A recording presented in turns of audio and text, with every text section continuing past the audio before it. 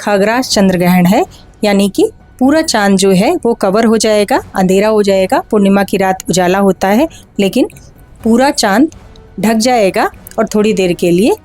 ये तो आदि अनंत काल से हमारा जो हिंदू धर्म है, ये तो कभी से लोग इतने वैज्ञानिक थे पहले कह लो, आज तो नासा और इन लोगों ग्रहण का समय बताते हैं। हमारे यहाँ तो आजकल का युवा वर्ग है खासतौर पे, उनको क्योंकि घर में रहेंगे, रात का समय होगा, तो आपस में संबंध ना बनाए जो पति पत्नी है। तो उन राशियों में जैसे मेष राशि हो गई, वृष राशि हो गई, और एक कन्या राशि और एक धनु राशि, ये 4 राशियों के लिए तो ठीक है, अच्छा है, लाभ है।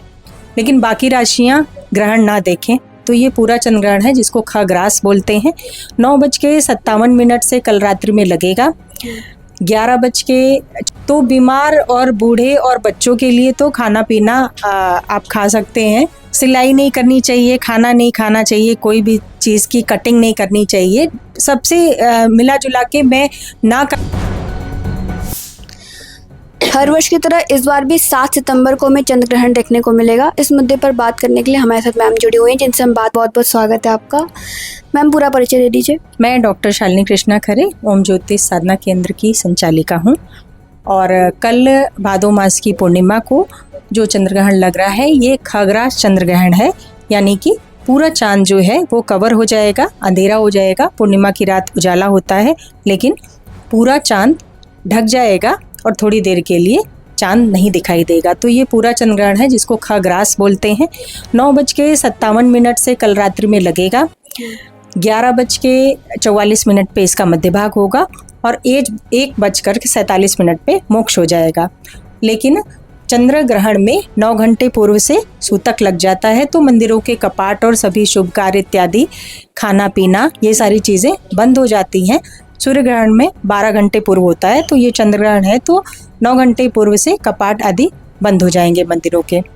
तो बीमार और बूढ़े और बच्चों के लिए तो खाना पीना आप खा सकते हैं, कोई दिक्कत नहीं है। लेकिन जो समर्थ हैं, जो स्वस्थ हैं, उन सभी को भोजन इत्यादि ग्रहण नहीं करना चाहिए सूतक काल के आरंभ होने के बाद से ही।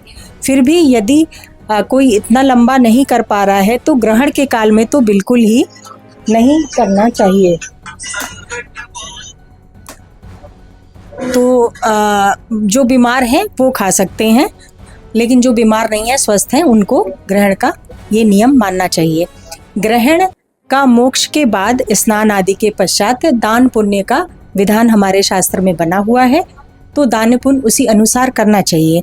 तो अपनी सामर्थ्यानुसार आदमी जो है वो दान कर सकता है। जो धनाढ्य लोग हैं वो भूमि का दान, स्वर्ण का दान, गौ का दान, ये सब भी पहले किया जाता था। लेकिन अभी जो है चीज़ें बदल गई हैं, इतना नहीं लोग करते हैं, लेकिन फिर भी अन्न का दान तो सभी को करना चाहिए अवश्य। स्नान आदि के पश्चात अन्न का दान अवश्य करना चाहिए। धूप, गर्मी, पसीना, जिससे आपकी स्किन पर खुजली और दांत की समस्या बढ़ना आम बात है। लगाए दादू मलहम एंड लोशन और करे खुजली का काम तमाम। क्या इसका कोई निगेटिव प्रभाव भी है? हाँ, राशियों की अगर हम बात करें, जैसे हमारी 12 राशियां होती हैं, तो उनमें लगभग सभी राशियों पे नेगेटिव प्रभाव है, नकारात्मक प्रभाव है, लेकिन 4 राशियां जो हैं उन पे अच्छा प्रभाव है। तो उन राशियों में जैसे मेष राशि हो गई, वृष राशि हो गई, और एक कन्या राशि और एक धनु राशि, ये 4 राशियों के लिए तो ठीक है, अच्छा है, लाभ है। लेकिन बाकी राशियां ग्रहण ना देखें तो ही उत्तम है। इन 4 राशियों के लिए सही है, लाभ होगा, ग्रहण के बाद इनके रुके हुए काम बनेंगे। लेकिन बाकी सभी राशियों के लिए नहीं अच्छा है, ग्रहण को ना देखें तो अच्छा रहेगा। मुख्य तौर पे हमें ऐसे कौन कौन से कार्य हैं जो हमें ग्रहण के दौरान नहीं करने चाहिए? सिलाई नहीं करनी चाहिए, खाना नहीं खाना चाहिए, कोई भी चीज़ की कटिंग नहीं करनी चाहिए। सबसे मिला जुला के मैं ना करने की बजाय करने वाली बात बोल दूँ तो ज़्यादा अच्छा रहेगा। तो आपको सिर्फ नाम जप करना है, अपना मंत्र जपना है। जो गुरु दीक्षा लिए हुए हैं वो अपना मंत्र जपें, जो नहीं दीक्षा लिए हुए हैं भगवान का नाम जपें। और भी नहीं कुछ जानते हैं तो रामायण, गीता, इन चीज़ों का पाठ करें, या किसी भी तरीके से धार्मिक कृत्य में लगे रहें। मंदिर में नहीं, मंदिर तो बंद हो जाता है, तो वैसे ही बैठकर कहीं जप कर सकते हैं, उसका ही प्रभाव सबसे अच्छा माना गया है। मंत्रों की सिद्धि तक ग्रहण में हो जाती है। तो मैम ऐसा क्यों है कि मंदिर के कपाट बंद हो जाते हैं लेकिन हम अपने से जाप कर सकते हैं? ईश्वर के लिए मंदिर के कपाट, देखिए घर में तो आप मंदिर में बैठ के कर सकते हैं, लेकिन ये शास्त्र का विधान है और चला आ रहा है, परंपरा है कि ग्रहण के समय चूंकि जो प्रत्यक्ष देव तो यही है हमारे ना, सूर्य और चंद्रमा, बाकी तो हम किसी को नहीं देख पाते हैं, लेकिन जो आंख से दिखाई पड़ रहे हैं, जिनको हम प्रत्यक्ष देव कह सकते हैं, वो सूर्य हैं। चंद्रमा पे तो फिर भी अब लोग पहुंच चुके हैं, लेकिन सूर्य तो देव है ही हैं। तो इन्हीं ग्रहों को ईश्वर का रूप मानते हुए जब हम ये एक, पहले के समय में ये एक बात होती थी कि कैसे अंधेरा हो गया, जब उजाला होना चाहिए तो अंधेरा कैसे हो गया, चाहे सूर्य ग्रहण हो या चंद्र ग्रहण हो। तो किसी भी अनिष्ट से बचने के लिए ईश्वर आदि के कार्य में आदमी लग जाता था पूरी तरीके से। तो मंदिर के कपाट इसलिए बंद कर दिए जाते होंगे शायद मेरे, क्योंकि मंदिर में पुजारी जी को कार्य करना है, लोग जाएंगे, और कभी कभी ग्रहण में नहीं निकलना चाहिए, बाहर ही नहीं निकलना है, आपको बैठे रहना है, क्योंकि उसका शारीरिक दुष्प्रभाव होता है। तो ये नियम बन गया होगा कि मंदिर को बंद ही कर देना है ताकि कोई निकले ही ना। अच्छा। ये पता हो गया कि मंदिर बंद है तो कोई निकले ही ना, ग्रहण है, घर में बैठ के अपना जप तप करो। मैम, लोगों को ग्रहण के बारे में कब पता चलना शुरू हुआ? ये तो आदि अनंत काल से हमारा जो हिंदू धर्म है, ये तो कभी से लोग इतने वैज्ञानिक थे, पहले कह लो, आज तो नासा और इन लोगों ग्रहण का समय बताते हैं। हमारे यहाँ तो ये पंचांग है, देखिए ये कब से बनता आ रहा है और इसमें सटीक सारी चीजें लिखी होती हैं। ये तो कोई नासा नहीं बना रहा है, ये तो लोग गणित करके बनाते हैं।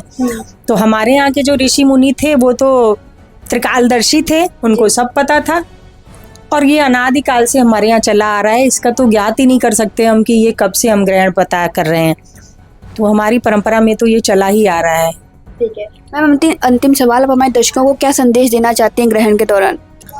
ग्रहण के दौरान जो आजकल का युवा वर्ग है खासतौर पे, उनको, क्योंकि घर में रहेंगे, रात का समय होगा, तो आपस में संबंध ना बनाए। जो पति पत्नी है सात्विक तरीके से रहें, ग्रहण के समय में नाम जप करें, ध्यान पूजा करें तो अच्छा है। यही है, और क्या। बाकी जो नियम हमने पहले बताए वही है कि भोजन नहीं लेना, भोजन के सामान में तुलसी आदि डाल देनी चाहिए।